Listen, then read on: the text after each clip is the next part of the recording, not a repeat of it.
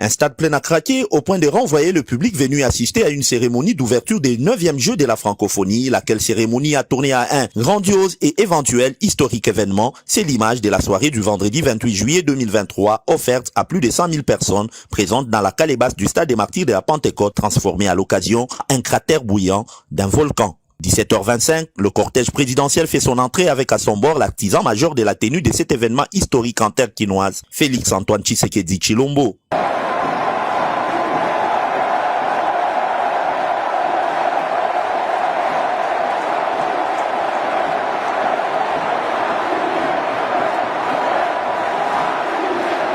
Sur les perrons de l'entrée de la tribune d'honneur du stade, François-Claude Kaboulou-Mwana Kaboulo, ministre des Sports et Loisirs, pour l'accueillir. Auréolé par la réussite immense de ces rendez-vous, le premier citoyen congolais est ovationné dignement par son peuple. À présent, place à la cérémonie d'ouverture. 18h juste, présentation et défilé des différentes délégations avec une bonne trentaine de pays francophones, dont la France et le Canada, dont plus d'une personne ont douté la présence, pour ne citer que ceci, avant la clôture de ces défilés par la grande et impressionnante délégation de la RDC, pays hôte de l'événement.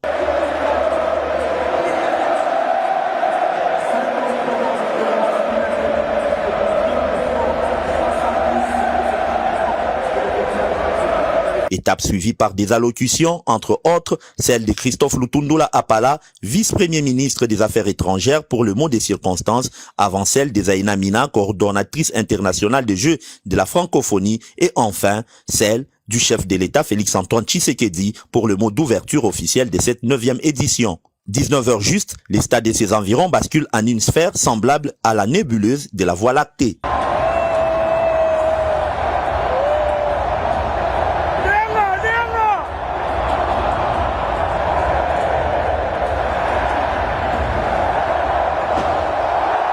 Combinaison des jeux des lumières a coupé le souffle sous les ovations du public, témoin oculaire d'un magnifique spectacle artistique importé de l'univers des grands événements sportifs et culturels mondiaux.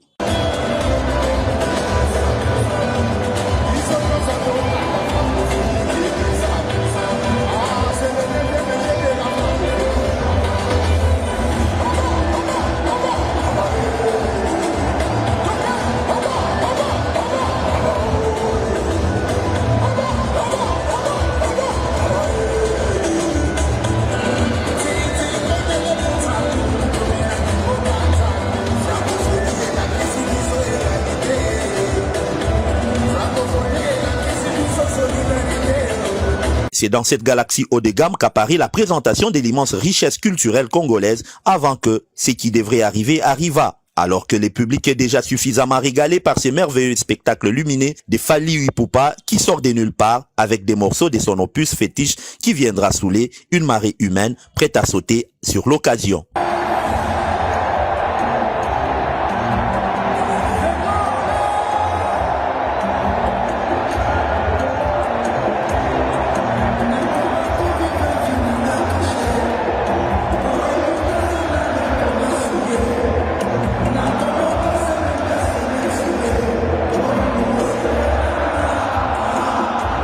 Un dribble terrible de Félix-Antoine Tshisekedi Tshilombo et sa bonne cartouche François-Claude Kaboulou-Mwana Kaboulo prenant à contre-pied tous les détracteurs ennemis du développement et en démontrant à la face du monde combien Kinshasa était capable à faire rêver et donner la joie à toute la communauté francophone à travers cette cérémonie d'ouverture. La réussite de ces grands rendez-vous historiques est quasi assurée. Kinshasa est désormais le centre du monde francophone pour les 10 prochains jours.